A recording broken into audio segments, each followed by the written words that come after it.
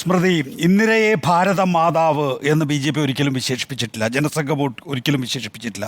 K കരുണാകരനെ കേരളത്തിലെ കോൺഗ്രസിൻ്റെ പിതാവ് എന്ന് കോൺഗ്രസ്സുകാർ പോലും കരുതുന്നില്ല, BJPയും കരുതുന്നില്ല എന്നുള്ളതാണ്. കെ കരുണാകരന് ശേഷം O രാജഗോപാലാണ് വികസനത്തിൽ ഏതെങ്കിലും തരത്തിലുള്ള പങ്കാളിത്തം വഹിച്ചിട്ടുള്ളത് എന്ന് പറയുമ്പോൾ കൃത്യമായി ഇതിന് തൊട്ട് മുമ്പ് മന്ത്രിയായിട്ടുള്ള V മുരളീധരനെ ഇകഴ്ത്തുകയാണ്. അത് മുരളീധരൻ്റെ അക്കാര്യത്തിലുള്ള പ്രതികരണത്തിൽ തന്നെയുണ്ട്. എനിക്കറിയില്ല, കണ്ടിട്ടില്ല, കേട്ടിട്ടില്ല തുടങ്ങിയ കാര്യങ്ങൾ പറയുന്നതിലൂടെ.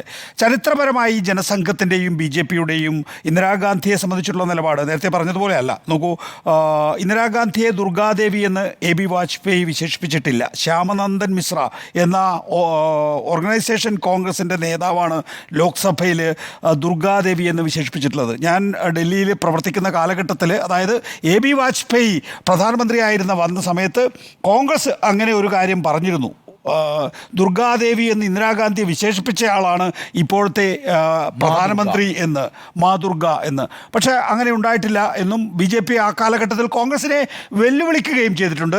ഏതെങ്കിലും തരത്തിൽ ലോക്സഭയിലൊക്കെ ആകുമ്പോൾ അതിൻ്റെ രേഖയുണ്ടാവുമല്ലോ, ലോക്സഭയിൽ ആ നിലയിലുള്ള പരാമർശം നടത്തി എന്ന് തെളിയിക്കാൻ കോൺഗ്രസ്സിന് സാധിച്ചിട്ടുമില്ല എന്നുള്ളത്. ഞാൻ അല്പം മുമ്പ് ലോക്സഭാ സെക്രട്ടറി ജനറലായിട്ടുള്ള PDT ആചാര്യയെ വിളിച്ചു ചോദിച്ചു. അദ്ദേഹം പറയുന്നത് 1971 ഞാനുണ്ടായിരുന്നു അന്ന് പാർലമെൻറ്റിൽ. കോൺഗ്രസിൻ്റെ കോൺഗ്രസിൻ്റെ നേതാവ് ശ്യാമനന്ദൻ മിശ്രയാണ് അങ്ങനെ പറഞ്ഞത് എന്നുള്ളതാണ്. പക്ഷേ ഇന്ദിരയാണ് ഇന്ത്യ, ഇന്ത്യയാണ് ഇന്ദിര എന്ന് DK ബറുവെ പോലുള്ള കോൺഗ്രസ് നേതാക്കൾ 1977 അടിയന്തരാവസ്ഥയ്ക്ക് ശേഷം വിശേഷിപ്പിച്ചിട്ടുണ്ട്. അങ്ങനെ ഒരു എന്താ പറയുക, വ്യക്തിപൂജ ഇല്ലാത്ത പാർട്ടിയൊന്നുമല്ല. ആ നിലയിൽ വ്യക്തിപൂജ പരാമർശങ്ങൾ നേരത്തെ ഉണ്ടായിട്ടുണ്ട് എന്നുള്ളതാണ്. നമ്മൾ ഇനി തിരിച്ച് സുരേഷ് ഗോപിയിലേക്ക് വന്നാൽ, സുരേഷ് ഗോപി ഈ തരത്തിലുള്ള പരാമർശങ്ങൾ നടത്തുന്നതൊക്കെ നമ്മൾ ഈ സമീപകാലത്ത് കാണുമ്പോൾ അതിനൊരു പാറ്റേൺ ഉണ്ട് എന്നുള്ളതാണ് നമ്മൾ കാണേണ്ടത്. സുരേഷ് ഗോപിയെ സംബന്ധിച്ചിടത്തോളം എനിക്ക് 2 നേതാക്കളെ ഉള്ളൂ, ഒന്ന് ഒന്ന് നരേന്ദ്രമോദിയും 2 അമിത്ഷായും എന്ന് പറയുന്നയാളാണ്. സുരേഷ് ഗോപിയുടെ ലോഞ്ചിങ് പരിപാടിയിൽ ആഭ്യന്തരമന്ത്രി അമിത്ഷാ വേദിയിൽ വന്നതിന് ശേഷം സുരേഷ് ഗോപിക്ക് അവിടെ ചെന്ന് കയറാൻ സ്വാതന്ത്ര്യമുള്ള ഒരാളാണ്. സുരേഷ് ഗോപിയെ സംബന്ധിച്ചിടത്തോളം നേരത്തെ ഉണ്ണി ചൂണ്ടിക്കാണിച്ചതുപോലെ തന്നെ കരുണാകരൻ്റെ മാനസപുത്രനാണ് ഞാനെന്ന് കരുണാകരൻ തന്നെ വിശേഷിപ്പിച്ചിട്ടുണ്ടെന്ന് സുരേഷ് ഗോപി പറയാണ്. നമ്മളൊക്കെ ഒരു ഇച്ചിരി ഉളുപ്പ് വേണ്ടേ എന്നൊക്കെ ചോദിക്കില്ല എന്ന് പറയുന്ന പോലെ അദ്ദേഹം വിശേഷിപ്പിച്ചിട്ടുണ്ട് എന്ന് പറയുകയാണ്.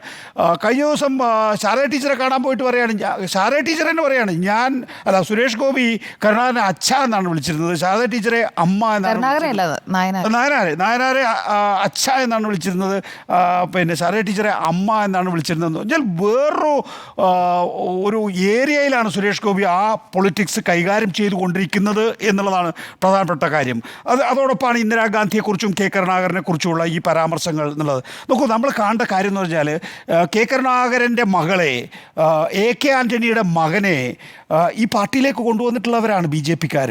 അപ്പോൾ അവരുടെയൊക്കെ തന്നെയും വൈകാരികത, അതായത് കരുണാകരനെക്കുറിച്ച് മലയാളിയുടെ വൈകാരികത, ആൻ്റണിയെക്കുറിച്ചുള്ള വൈകാരികത, അത് മക്കളിലൂടെ ആണെങ്കിലും എടുക്കാൻ വേണ്ടി ശ്രമിക്കുമ്പോഴാണ് സുരേഷ് ഗോപിയുടെ ഈ ഔട്ട്റീച്ച് എന്നുള്ളത് നമ്മൾ കാണേണ്ട കാര്യമാണ്. അപ്പോൾ ഞാൻ കരുതുന്നത്, അല്ലെങ്കിൽ എൻ്റെ ഒരു പൊളിറ്റിക്കൽ സെൻസ് വെച്ച് പരിശോധന നടത്തിയപ്പോൾ ഞാൻ മനസ്സിലാക്കിയിട്ടുള്ളത്, BJPയെ സംബന്ധിച്ചുള്ളത് ഇപ്പോഴല്ല കേട്ടോ, അതായത് ഒരു നരേന്ദ്രമോദി ഇൻവിൻസിബിളാണ് അല്ലെങ്കിൽ അപരാജിതനാണ് എന്ന് കരുതിയിരുന്ന കാലഘട്ടത്തിൽ BJPയെ സംബന്ധിച്ചിടത്തോളം ഒരു പ്ലാൻ ഉണ്ടായിരുന്നു. 2031 കേരളത്തിൻ്റെ ഭരണം പിടിക്കുക എന്നുള്ളതാണ്.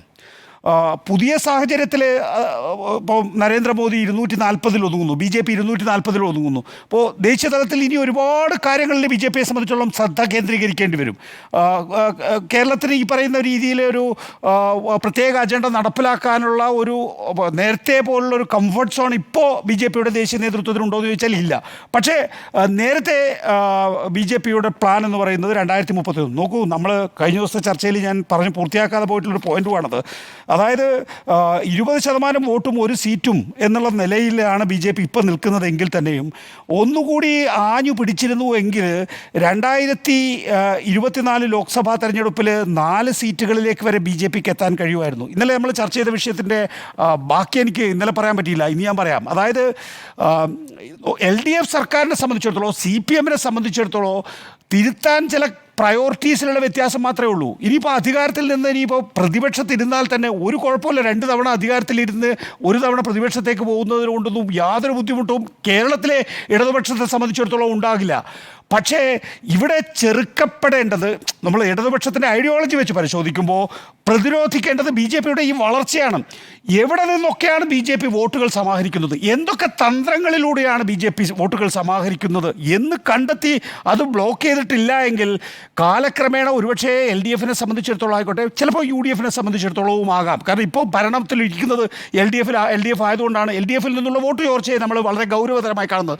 മറ്റു വോട്ടുകൾ കൂടി കോൺഗ്രസിനും യു ഡി എഫിനും കിട്ടിയതുകൊണ്ട് യു ഡി എഫിലെ വോട്ട് ചോർച്ച നമ്മൾ സജീവമായി കാണുന്നില്ല, വളരെ ഗൗരവമുള്ള വിഷയം കാണുന്നില്ല. നാളെ യു ഡി എഫ് അധികാരത്തിൽ വന്നാൽ യു ഡി എഫിലെ വോട്ട് ചോർച്ച യഥാർത്ഥത്തിൽ യു ഡി എഫിനെ തന്നെ ശിഥിലമാക്കുന്ന ഒരു അവസ്ഥയിലേക്ക് പോയേക്കാമെന്നുള്ളതാണ്. അതുകൊണ്ട് യു ഡി എഫ് ആയാലും എൽ ഡി എഫ് ആയാലും പ്രധാനമായും ചർച്ച ചെയ്യുകയും ഏതെങ്കിലും തരത്തിൽ തിരുത്തൽ വരുത്തുകയും ചെയ്യേണ്ടതുണ്ട് എങ്കിൽ വളരെ കൃത്യമായി ഈ ജാതി സംഘടനകളെയും മതവർഗീയ സംഘടനകളുടെയും ഈ രാഷ്ട്രീയത്തിലെ ഇടപെടൽ ചെറുക്കുകയും ആ ചെറുക്കലിലൂടെ പുതിയ രാഷ്ട്രീയം അല്ലെങ്കിൽ തിരുത്തിക്കൊണ്ടുള്ള പുതിയ രാഷ്ട്രീയം കെട്ടിപ്പടുക്കാൻ ശ്രമിക്കുകയും ചെയ്യണം എന്നുള്ളതാണ് എൽ ഡി എഫും യു ഡി എഫും ചെയ്യേണ്ട കാര്യം. അതിന് ശ്രമിച്ചില്ല എങ്കിൽ നേരത്തെ പറഞ്ഞതുപോലെ തന്നെ നിലവിലെ 20% വോട്ടും ഒരു സീറ്റും നേടിയ ബി ജെ പിയെ സംബന്ധിച്ചിടത്തോളം സുരേഷ് ഗോപി എന്ന് പറയുന്ന ഈ പ്രത്യേക പ്രതിഭാസത്തിന് കേരള ജനതയ്ക്കിടയിലേക്ക് നുഴഞ്ഞു കയറാനുള്ള ശേഷി ഉണ്ടാകുന്നുള്ളതാണ്. നമുക്ക് 98 നമ്മൾ കാണേണ്ട കാര്യം എന്ന് പറഞ്ഞാൽ അന്ന് എ ബി വാജ്പേയി ഒന്നുമല്ല ബി ജെ പി വിജയത്തിൻ്റെ ആർക്കിടെക്റ്റ്,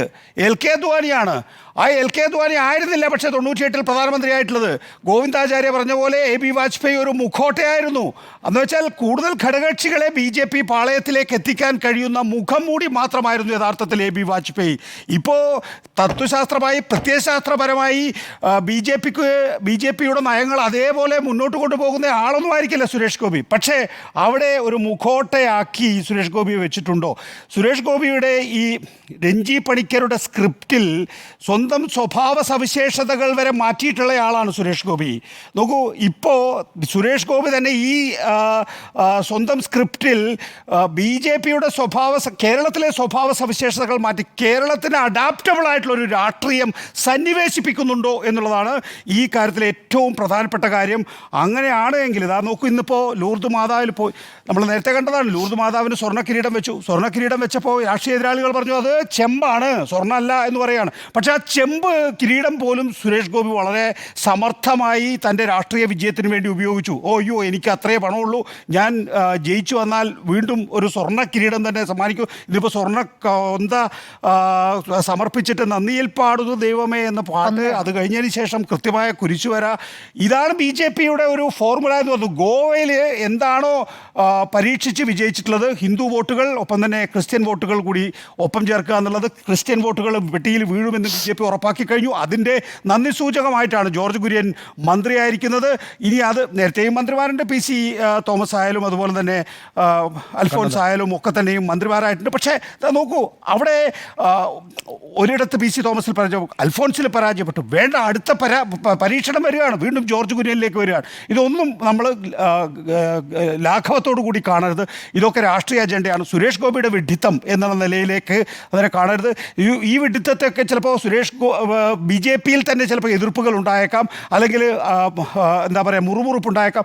അതുപോലും യഥാർത്ഥത്തിൽ ബി ജെ പി നോക്കൂ, ഈ മുറുമുറുപ്പുകളെയൊക്കെ അവഗണിച്ച് ഞങ്ങളിതാ സോക്കോൾഡ് മതേതരവാദിയായ സുരേഷ് ഗോപിയെ മുന്നോട്ട് കൊണ്ടുപോകുന്നത് കണ്ടില്ലേ എന്ന് നമ്മളെ കൊണ്ടൊക്കെ പറയുകയും ചർച്ച ചെയ്യിപ്പിക്കുകയും ചെയ്യും എന്നുള്ള ഇതൊട്ടും എന്താ പറയുക ഒട്ടും നിഷ്കളങ്കമല്ല എന്നാണ് ഞാൻ കാണുന്നത്.